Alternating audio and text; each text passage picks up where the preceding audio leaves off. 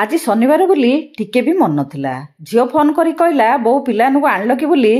ଯେମିତି ଶୁଣିଲି ଶନିବାର ଆଜି 10ଟାରେ ଛୁଟି ହେଇଯିବ, ଅଣନିଶ୍ୱାସୀ ହେଇକି ଦୌଡ଼ିଲି ପିଲାମାନଙ୍କୁ ଆଣିବା ପାଇଁ। ଆଣିକି ଆସିଲା ପରେ ଗଲି ଠାକୁର ଘରକୁ ପୂଜା କରିବା ପାଇଁ। ଆଜି ବା ଠାକୁର ପୂଜା ପାଇଁ ଗୋଟିଏ ବି ଫୁଲ ନାହିଁ, ସେଥିପାଇଁ ଠାକୁରଙ୍କୁ ନ ଦେଖିକି ମୋ ମୁହଁଟାକୁ ଟିକେ ଆପଣମାନଙ୍କୁ ଦେଖେଇଦେଲି। ତାପରେ ଗଲି ରୋଷେଇ ଘରକୁ ବ୍ରେକଫାଷ୍ଟରେ କ'ଣ କରିବି। କାଲି ରୋଷେଇ କରିଥିଲି ଯାଉ ସାଙ୍ଗକୁ ଦହି, ଲୁଣ, ଲଙ୍କା ସବୁ ପକେଇ ଚକୁଟି ଦେଇକି ପୁରା ଗୋଟେ ଘୋଳ ତିଆରି କରିଦେଲି। ଘୋଳ ଗୋଟେ ତିଆରି କରିଦେଇକି ବସିକି ପିଇଦେଲି, ଟାଙ୍କିଏ ହବ। ଟାଙ୍କିଟି ପିଇ ସାରିଲା ପରେ ବାହାରି ପଡ଼ିଲି ରୋଷେଇ କରିବା ପାଇଁ। ଆଜି ମୂଳା ପକେଇକି କରିଦେଲି ଆମ୍ବୁଲ ଚାରୁ, ଆଉ କରିଦେଲି ବ୍ରୋକୋଲି, ଗ୍ରୀନ୍ ମଟର, ଆଳୁର ଗୋଟେ ତରକାରୀ। ତରକାରୀଟି ହେଇସାରିଲା ପରେ କୁନ୍ଦୁରି ପିଠଉ ଭଜା ନାତୁଣୀ ପାଇଁ କରିଦେଲି। ନାତୁଣୀର ବେଶୀ ଖୁସି କୁନ୍ଦୁରିଟି। ଆଜି ପାଇଁ ରହୁଛି, ନମସ୍ତେ, ଜୟ ଜଗନ୍ନାଥ। ପୁଣି ଦେଖା ହେବ ନୂଆ ଏକ ବ୍ଲଗରେ।